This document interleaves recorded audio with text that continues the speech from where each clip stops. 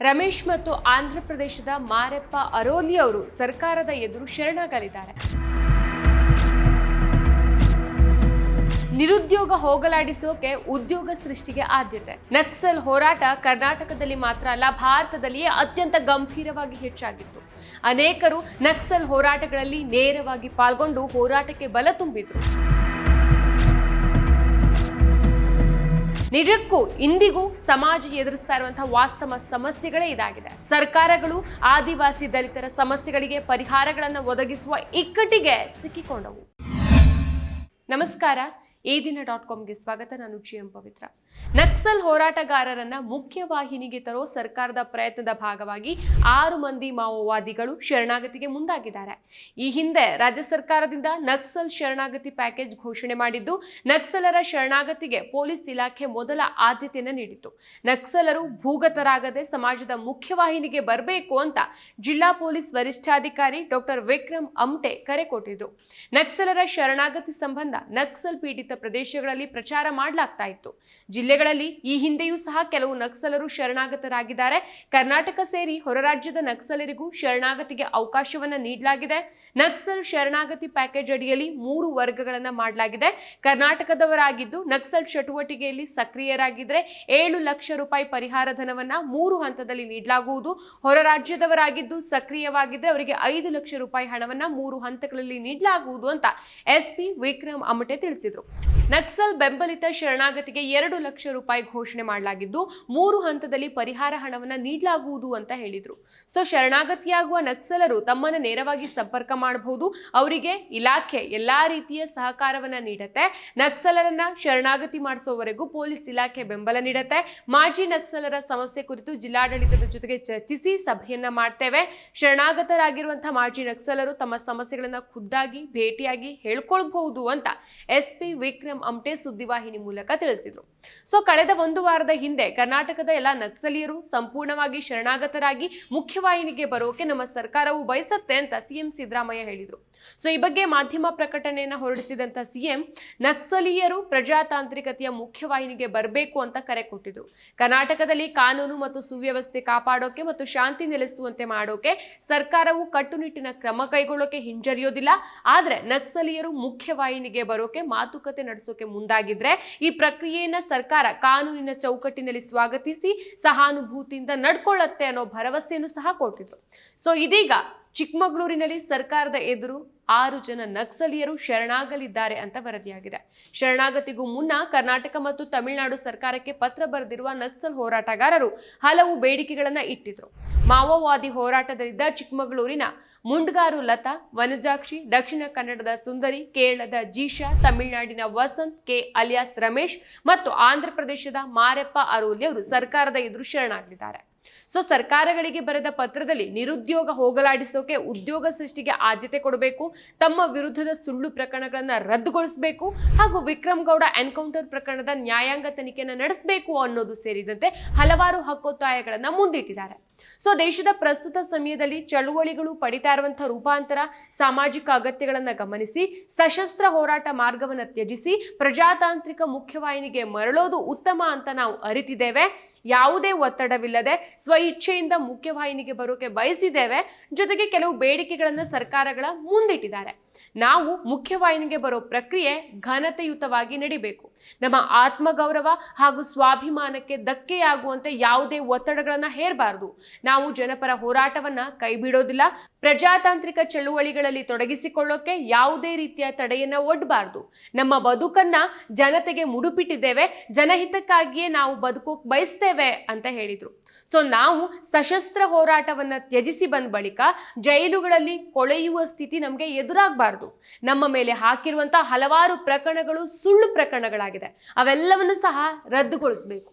ಸುಳ್ಳು ಪ್ರಕರಣಗಳ ಜಾಲದಿಂದ ನಮಗೆ ಮುಕ್ತಿ ಸಿಗಬೇಕು ಅಂತ ಒತ್ತಾಯಿಸಿದ್ರು. ಮುಖ್ಯವಾಹಿನಿಗೆ ಬಂದ ಬಳಿಕ ಜಾಮೀನು ಪಡೆದು ಹೊರಬರೋಕೆ ಸಹಕಾರವನ್ನ ನೀಡಬೇಕು.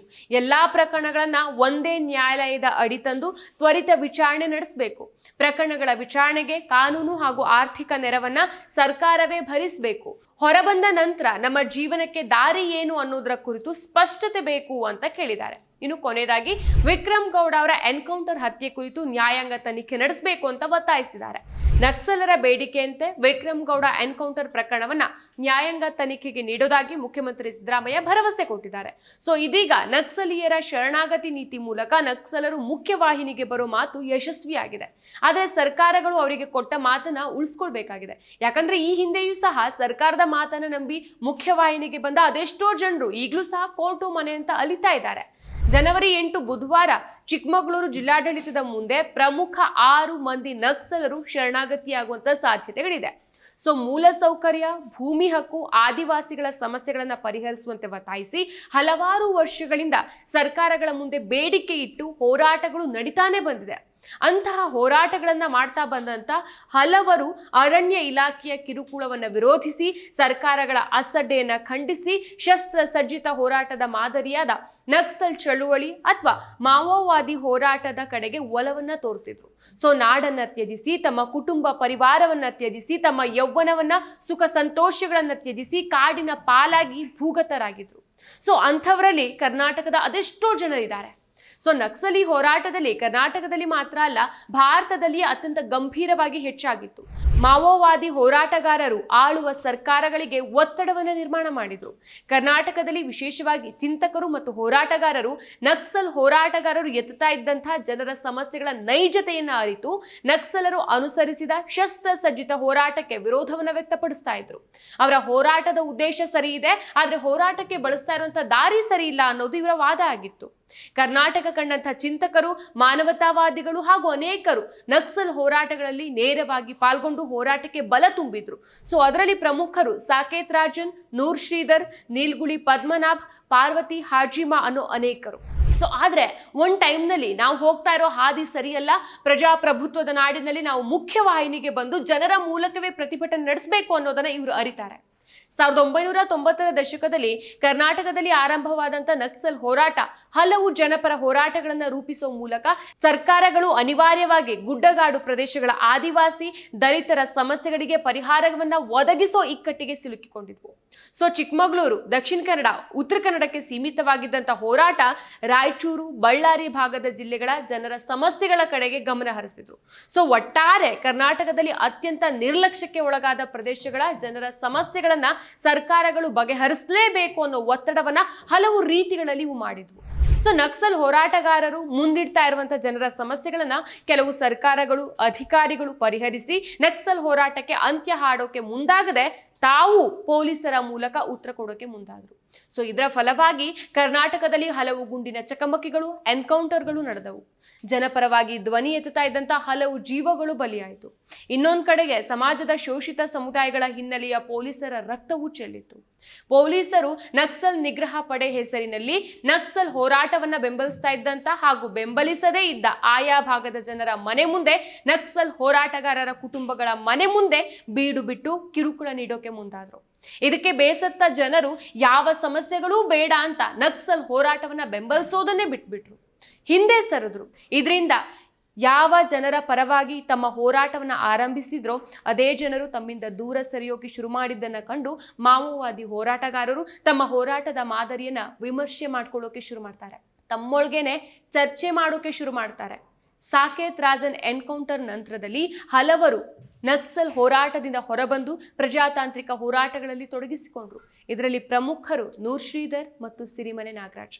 2014ರಲ್ಲಿ ಕರ್ನಾಟಕದ ಸಾಕ್ಷಿ ಪ್ರಜ್ಞೆಗಳಾದಂಥ HS Doreswamy, Devanuru Mahadeva, AK Subbaiah, Barguru Ramachandrappa, G Ramakrishna, Gauri Lankesh, Shivasundar, professor VS Shridhar, Nagarakere Ramesh ಮುಂತಾದವರು ಅಂದಿನ ಕಾಂಗ್ರೆಸ್ ಸರ್ಕಾರದ ಮುಖ್ಯಮಂತ್ರಿ ಸಿದ್ದರಾಮಯ್ಯ ಅವರಿಗೆ ನಕ್ಸಲ್ ಹೋರಾಟಗಾರರ ಕುರಿತು ಮನವರಿಕೆ ಮಾಡಿಕೊಟ್ಟು ಮುಖ್ಯವಾಹಿನಿಗೆ ಬಂದು ಪ್ರಜಾತಾಂತ್ರಿಕ ಹೋರಾಟಗಳಲ್ಲಿ ತೊಡಗಿಸಿಕೊಳ್ಳೋಕೆ ಅವಕಾಶ ಒದಗಿಸಬೇಕು ಅಂತ ಒತ್ತಡ ತರ್ತಾರೆ.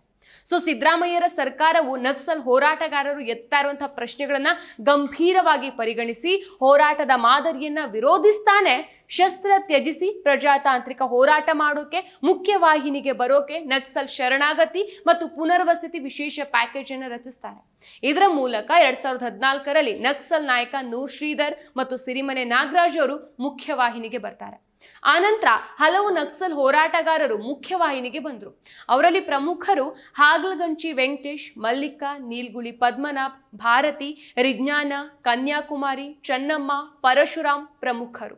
ಶಸ್ತ್ರಸಜ್ಜಿತ ಹೋರಾಟವನ್ನು ತ್ಯಜಿಸಿ ಮುಖ್ಯವಾಹಿನಿಗೆ ಬಂದ ಅನೇಕರು ಪ್ರಜಾತಾಂತ್ರಿಕ ಹೋರಾಟಗಳಲ್ಲಿ ತೊಡಗಿಸಿಕೊಂಡ್ರೆ ಇನ್ನೂ ಅನೇಕರು ತಮ್ಮ ಮೇಲಿನ ಕೇಸುಗಳ ಕಾರಣಕ್ಕೆ ಪ್ರತಿನಿತ್ಯ ಕೋರ್ಟುಗಳಿಗೆ ಅಲಿಲಿಕ್ಕೆ ಶುರು ಮಾಡಿದ್ದಾರೆ.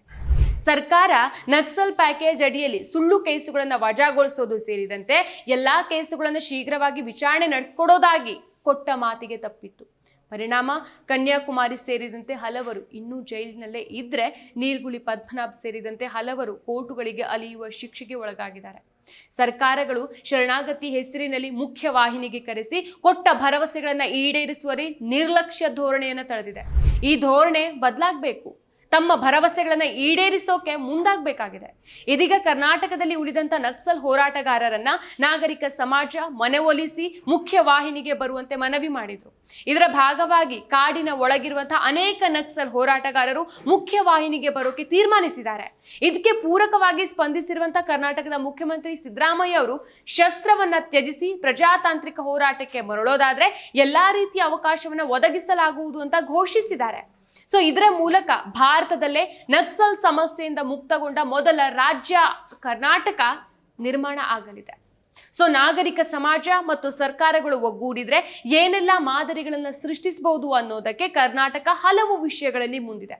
ಅದರಲ್ಲಿ ನಕ್ಸಲ್ ಹೋರಾಟಗಾರರು ಮುಖ್ಯವಾಹಿನಿಗೆ ಬರ್ತಾ ಇರೋದು ಸಹ ಒಂದು ಸಾಕ್ಷಿ. ಮುಂಡ್ಗಾರು ಲತಾ, ಸುಂದರಿ ಕುತ್ತೂರು, ವನಜಾಕ್ಷಿ ಬಾಳೆಹೊಳೆ, ಮಾರಪ್ಪ ಅರೋಲಿ, ಕೆ ವಸಂತ್, ಟಿ.ಎನ್. ಜೇಶ್ ತಂಡ ಮುಖ್ಯವಾಹಿನಿಗೆ ಬರೋಕೆ ತೀರ್ಮಾನಿಸಿದೆ. ಮುಖ್ಯವಾಹಿನಿಗೆ ಬರ್ತಾ ಇರುವಂತಹ ನಕ್ಸಲ್ ಹೋರಾಟಗಾರರು ಸರ್ಕಾರಗಳ ಮುಂದೆ ಕೆಲವು ಹಕ್ಕೊತ್ತಾಯಗಳನ್ನು ಇಟ್ಟಿದ್ದಾರೆ. ಈ ಎಲ್ಲ ಹಕ್ಕೊತ್ತಾಯಗಳು ನಿಜಕ್ಕೂ ಇಂದಿಗೂ ಸಮಾಜ ಎದುರಿಸ್ತಾ ಇರುವಂತಹ ವಾಸ್ತವ ಸಮಸ್ಯೆಗಳೇ ಆಗಿದೆ. ಈ ಹಕ್ಕೊತ್ತಾಯಗಳನ್ನ ಸರ್ಕಾರ ಬಗೆಹರಿಸೋ ಕಡೆ ಗಂಭೀರವಾಗಿ ಚಿಂತಿಸಬೇಕಾಗಿದೆ. ಜೊತೆಗೆ ಈ ಹಿಂದೆ ಮುಖ್ಯವಾಹಿನಿಗೆ ಬಂದು ಇಂದಿಗೂ ಸಹ ಕೋರ್ಟು ಮನೆ ಅಂತ ಅಲಿತಾ ಇರೋ ಸಮಸ್ಯೆಗಳನ್ನ ನಿವಾರಿಸಬೇಕಾಗಿದೆ. ಈಗ ಮುಖ್ಯವಾಹಿನಿಗೆ ಬರ್ತಾ ಇರೋರಿಗೂ ಸಹ ಸುದೀರ್ಘ ಕಾಲ ಕೋರ್ಟುಗಳಿಗೆ ಅಲೆಯದಂತೆ ಮಾಡಬೇಕಾಗಿದೆ. ಮತ್ತಷ್ಟು ವಿಶೇಷ ವಿಡಿಯೋಗಳನ್ನು ನೋಡಲು ಮತ್ತು ಹೊಸ ವಿಡಿಯೋಗಳ ಬಗ್ಗೆ ತಿಳಿಯಲು ಈ ದಿನ .com ಯೂಟ್ಯೂಬ್ ಚಾನೆಲ್ ಸಬ್ಸ್ಕ್ರೈಬ್ ಮಾಡಿ ಮತ್ತು ಬೆಲ್ ಐಕಾನ್ ಕ್ಲಿಕ್ ಮಾಡಿ.